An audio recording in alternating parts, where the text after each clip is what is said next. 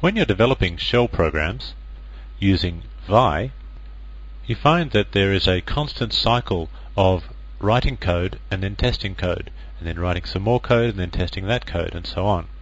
Now what some people do, people who don't know any better, is they start Vi, then they make their changes, then they quit out of Vi, then they test those changes by running the script. Then when the script is finished, they start Vi again and make some more changes, and then they quit Vi and then run the script again, and so on.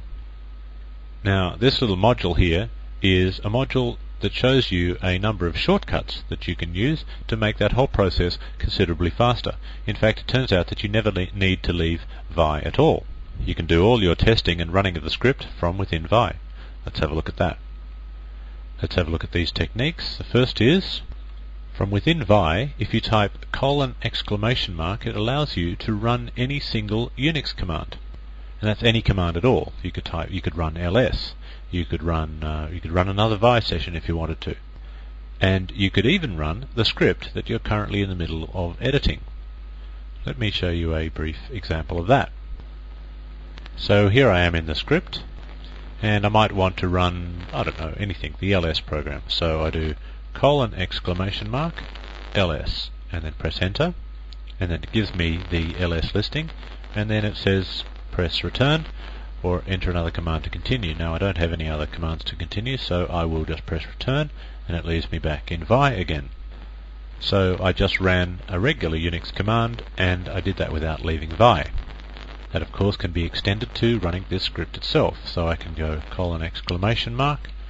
my script, like so, and it says hello, and press return, and I am back again. So I've actually tested my script from within Vi.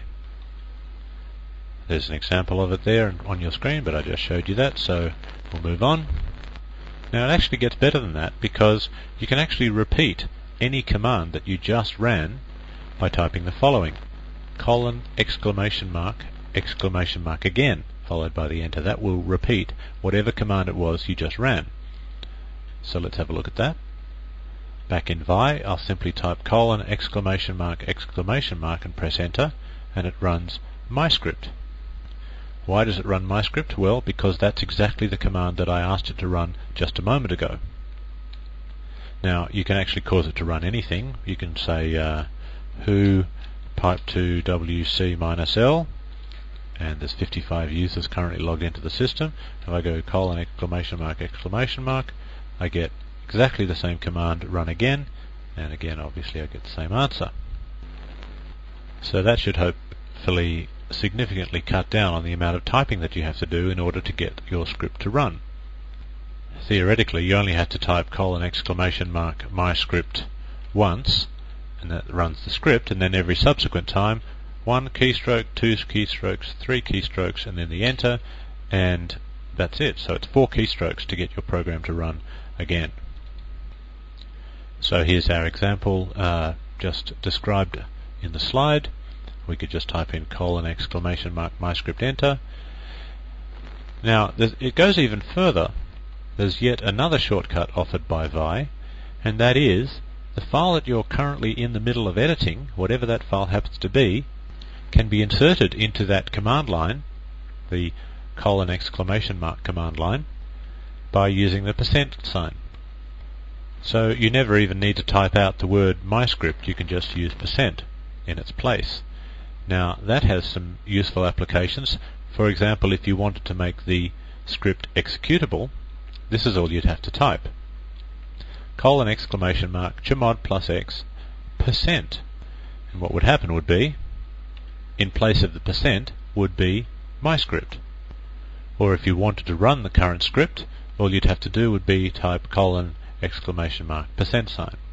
Let's have a look at those demonstrated.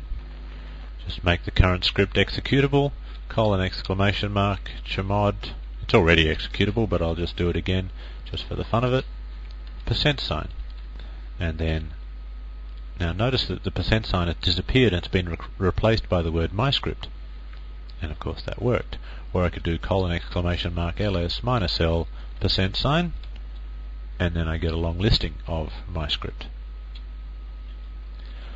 Or I can just run the current script : %, and then I get hello.